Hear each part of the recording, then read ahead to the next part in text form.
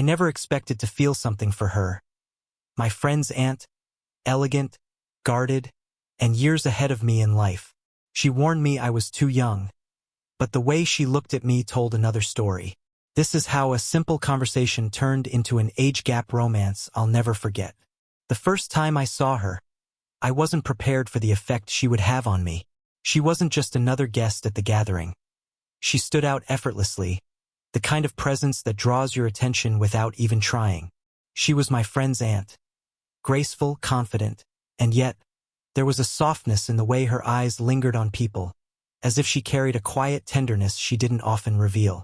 Her dress wasn't loud or flashy, but it carried the kind of elegance that made me feel underdressed just standing near her. When our eyes finally met, it felt like the world stilled for a second longer than it should have. I expected her to dismiss me as just another young man in the room, but instead, her gaze lingered, curious, almost amused. When she finally smiled, I noticed the subtle lines at the corners of her lips. Not flaws, but proof of a life lived with depth, laughter, and maybe some heartbreak. Our first conversation began with something simple, a comment about the music playing in the background. She tilted her head and asked if I even knew who the singer was. Her tone carried teasing warmth, like she expected me to laugh it off. I did, but the truth was, I had grown up listening to those very songs thanks to my mom. That answer seemed to catch her off guard, her brows lifting just slightly before she let out a low laugh that seemed to warm the air between us. "You're full of surprises," she said, her eyes narrowing with a playful sharpness. "Most guys your age wouldn't know this song if it danced in front of them." Her words carried an unspoken reminder. I was younger, and she knew it, but instead of feeling belittled, I found myself leaning into it, wanting her to see that maybe there was more to me than what my age suggested. At one point, she reached across the table to pass me a glass of water. Her fingers brushed mine, just for a moment, and it sent a quiet shiver through me. The touch was innocent. The noise of the evening slowly faded as people began drifting into smaller groups, conversations softening into background hums. I found myself wandering into the kitchen to grab a glass of water, hoping for a brief escape from the crowd. To my surprise, she was already there. Leaning against the counter, a half-empty glass of wine in her hand, her eyes lowered in thought. For a moment, I hesitated at the doorway, not wanting to intrude, but she looked up and caught me. Instead of brushing me off, she smiled lightly, as though she had been expecting me. "You needed a break too?" she asked, her voice low and steady, carrying just enough warmth to make the quiet space feel welcoming. I nodded, suddenly more aware of how close the room felt now that it was just the two of us. I poured myself some water and leaned beside her, close enough that our shoulders were a breath apart, but not quite touching. The silence between us wasn't uncomfortable. It was thick with something unspoken, something I couldn't yet name. She asked about me, not the surface-level questions that people toss out at gatherings, but ones that felt weightier. "What do you want to do with your life? What makes you happiest?" They were the kind of questions people don't ask unless they're genuinely interested in the answers. And when I spoke, she didn't interrupt, didn't rush me. She just listened, her head tilted slightly, her eyes steady on mine. It was strange how intently she seemed to see me. Most people my age brushed off dreams as naive or unrealistic, but she looked at me like every word I spoke mattered. At one point, her lips curved into the faintest smile, not one of amusement but of recognition, as if something in my words stirred something familiar inside her. The air between us grew charged when I shifted slightly, my knee brushing hers under the counter. It was barely a touch, but it sent a ripple through me, and I saw her glance down for just a fraction of a second before returning her gaze to mine. She didn't move away. The kitchen light was dim, throwing soft shadows across her face. It highlighted the contours of her cheekbones, the calm strength in her expression, the way a strand of hair had fallen loose against her jaw. Without thinking, I wanted to tuck it back, but I kept my hands still, knowing the gesture might say too much. Instead, I took a small sip of my water and tried to steady myself. She tilted her head again, studying me with a look I couldn't fully decode. Then she said quietly, almost to herself. "You don't carry yourself like someone your age." The words hung in the air, delicate yet loaded. I wanted to ask what she meant, but something in her tone told me she wasn't ready to explain. Still, the way she looked at me in that moment, curious, guarded, but undeniably drawn, left me certain that whatever she saw, it wasn't just my youth. It was something deeper, something that neither of us could ignore. The next time we spoke, the warmth between us was still there, but it carried a weight I hadn't felt before.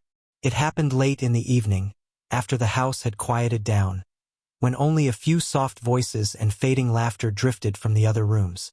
She and I ended up on the back porch, the night air cool and steady, carrying with it the faint smell of jasmine from the garden. For a while we talked easily, about books she loved, about places I hoped to visit someday. But then, as a lull settled in, she grew quieter, her gaze fixed on the dark outline of the trees. I noticed her fingers tighten slightly around the stem of her wine glass before she set it down. "You know," she began, her voice softer, steadier than before, "you're too young for someone like me." The words weren't sharp, but they carried an unmistakable boundary. My chest tightened, not from surprise, but from the ache of hearing aloud what had been lingering unsaid. She didn't look at me right away. Instead, she tilted her face toward the shadows, as if the night could absorb what she was too cautious to give directly. I took a breath, searching for something that wouldn't sound defensive or reckless. "Maybe," I said gently, "but I don't think age decides everything. Sometimes it's just about the way two people connect." That made her glance at me, and for a heartbeat, her eyes softened in a way that contradicted her own words. But then she smiled, small, careful, almost apologetic. "You say that now. You don't know how heavy it can get, carrying years someone else hasn't lived yet." Her honesty caught me off guard. It wasn't rejection so much as protection of me, of herself, of the unspoken thread weaving between us. She leaned back in her chair, folding her arms loosely across her chest, but I noticed the slight tremor of hesitation in her posture. She wanted distance, yet she hadn't moved away completely. I reached out, not with boldness, but with quiet reassurance, resting my hand lightly on the arm of her chair. For a moment, she froze. Then, slowly, her hand drifted down, brushing against mine.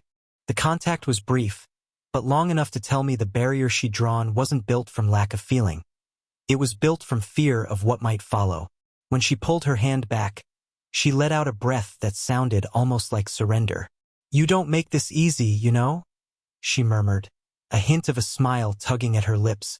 Her words were a line in the sand, but the way her eyes lingered on me, hesitant, conflicted, and undeniably drawn, told me that line was already blurring. And I couldn't help but feel that she was fighting just as much with her own heart as she was with the truth of mine.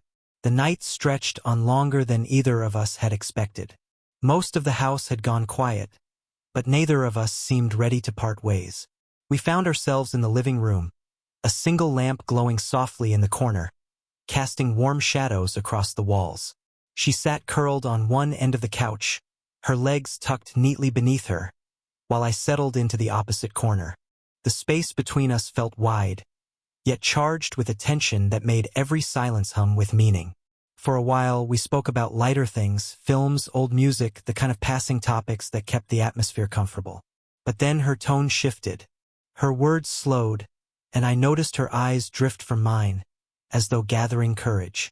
"You know," she said quietly, her voice carrying a weight I hadn't heard before, "when I was your age, I thought I had everything figured out. The person I was with then, I thought it would last. But it didn't." She paused, pressing her lips together, her fingers idly tracing the rim of her glass. "It ended badly. I stayed in something for too long because I was afraid of being alone. And for a while, I thought maybe that was all I deserved." I didn't interrupt. I just let her words settle between us, the way you let fragile things rest without forcing them open. Her shoulders tensed slightly, and then she let out a breath that sounded more like release than relief. "It's strange," she continued, finally looking at me again, "because sitting here with you, I feel lighter, Like I'm not carrying it all by myself anymore. But that doesn't make sense, does it? I shifted closer, just a little, enough that the space between us felt less impossible. It makes sense, I said softly. Sometimes the right person comes along when you least expect it. And maybe it doesn't have to make sense to anyone else. Her eyes shimmered faintly in the lamplight, a trace of vulnerability she usually kept carefully hidden. Without thinking too much, I reached out and placed my hand over hers. For a brief second, she stiffened, and I thought she might pull away. But then she let out a quiet sigh and turned her palm upward, her fingers threading gently through mine. It wasn't a declaration, it wasn't even a promise. It was something smaller, more fragile. A surrender of the moment, as though she was allowing herself, just this once, to stop guarding every part of her heart. Her voice dropped even lower, barely above a whisper. I don't remember the last time I felt this alive. She trailed off, her words cut short by hesitation. But the way her thumb brushed against mine told me what she couldn't finish saying aloud. And in that moment, surrounded by shadows and silence, I realized we had crossed a threshold. Not through bold confessions, but through the simple courage of being vulnerable together. Something delicate had shifted, and neither of us could go back. The evening had worn into something softer, quieter. The kind of night where time seemed to slow just enough to let every breath, every glance carry weight. She and I had drifted back onto the porch, where the cool night air felt sharper after the warmth of the living room. Above us, the sky was scattered with stars, and the faint hum of crickets filled the silence. It felt like the world had pared itself down to just the two of us. I leaned against the railing, and she stood a few feet away, arms crossed loosely, her gaze lifted upward.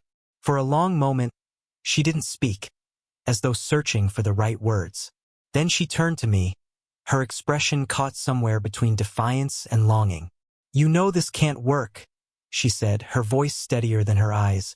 "People will talk. They'll say I should know better." Her words stung, though I had expected them. I didn't answer right away. Instead, I stepped closer, leaving only a sliver of distance between us. "Let them talk," I said gently. "What matters is how we feel when it's just us."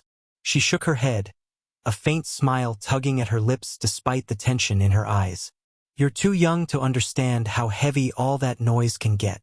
I was about to reply when she stopped me. Not with words, but with a small, trembling gesture. She lifted her hand and let it rest against my cheek.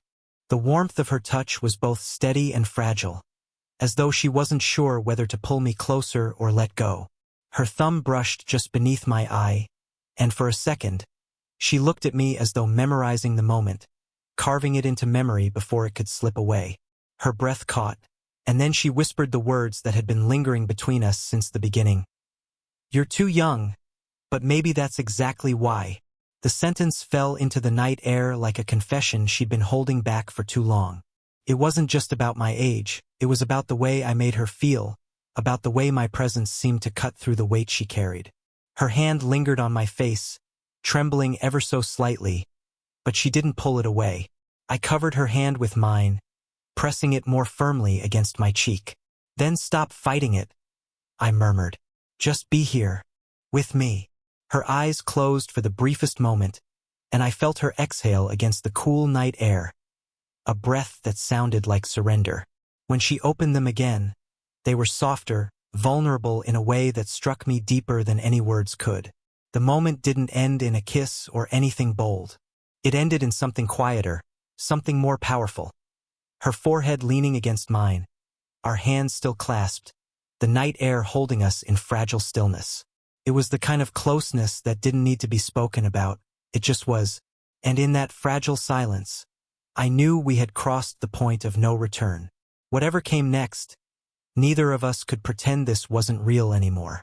The days that followed carried with them a quiet shift, a change neither of us spoke about but both of us felt. Where before we'd carefully measured our words and movements, now there was a softness in the way we approached one another, as if some invisible wall had finally crumbled. We went for a walk one afternoon, away from the house and the curious eyes that might have noticed too much. The path was lined with tall trees, their branches bending gently overhead, and the ground was scattered with early autumn leaves. She walked beside me, hands tucked into the pockets of her coat, her expression thoughtful but less guarded than before. For a while, we talked about ordinary things: the weather, her niece's plans, the book I was reading. But beneath the small talk was an ease that hadn't been there before. At one point, as the path narrowed, our arms brushed. It would have been easy to step aside, to let the contact pass unnoticed, but I didn't.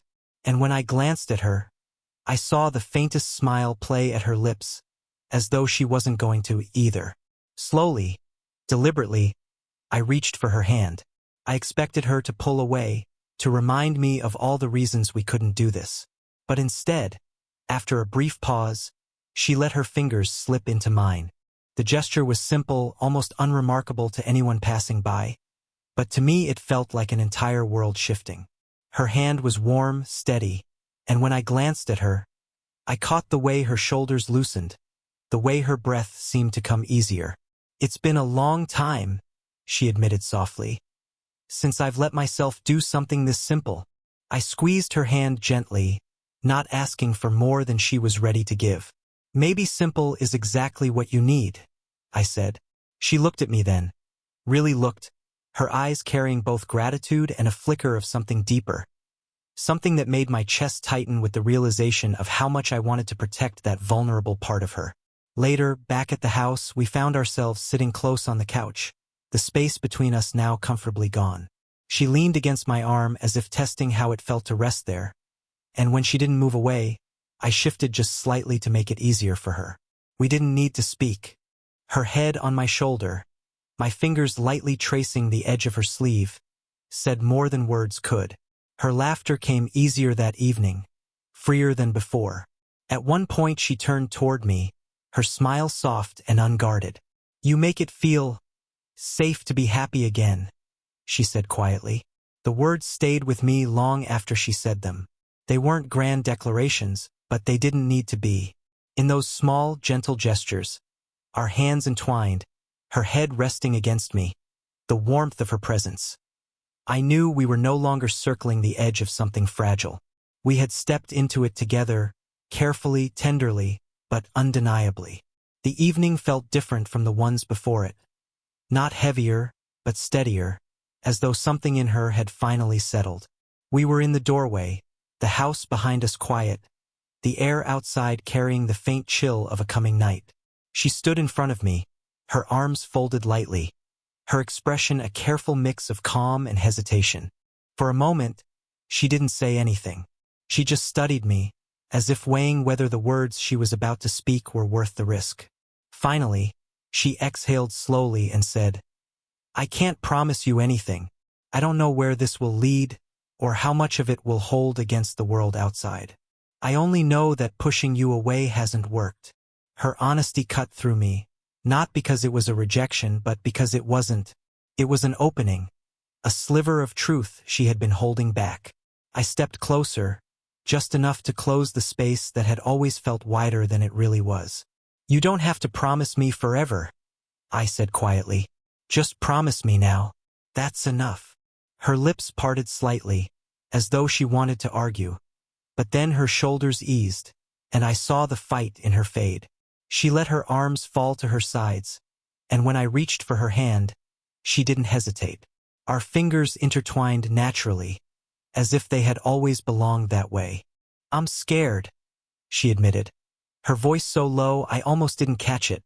"Not of you, of what this might mean, of how it could break me if it doesn't last."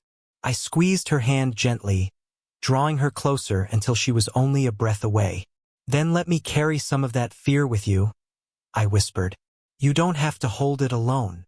Her eyes softened then, shimmering with something between relief and disbelief. She leaned into me, her forehead resting against mine, and in that small, fragile closeness, I felt her finally let go of the walls she'd been holding. My hand slid to the small of her back, steady and reassuring, and she let out a quiet breath that sounded like surrender. We stayed like that, not rushing, not needing more than the silence we shared. The world outside could doubt us, could question us, but in that moment it didn't matter. What mattered was the way her hand clung to mine, the way her presence settled into me as though she'd been waiting for this space to exist. When she finally spoke again, her voice carried a quiet certainty. Then, step by step, I nodded, smiling softly. Step by step. And with that, we sealed something unspoken. Not a grand declaration, not a future etched in stone, but a choice. A choice to stop pushing away, to stop hiding, and to start moving forward together, however uncertain the road ahead might be. In the warmth of her embrace, I knew it was enough. If this story touched your heart, don't forget to like, comment, and subscribe for more slow burn romances. Share your thoughts below. Have you ever felt a connection that didn't make sense to the world but felt completely right in your heart? Hit the notification bell so you never miss a story like this.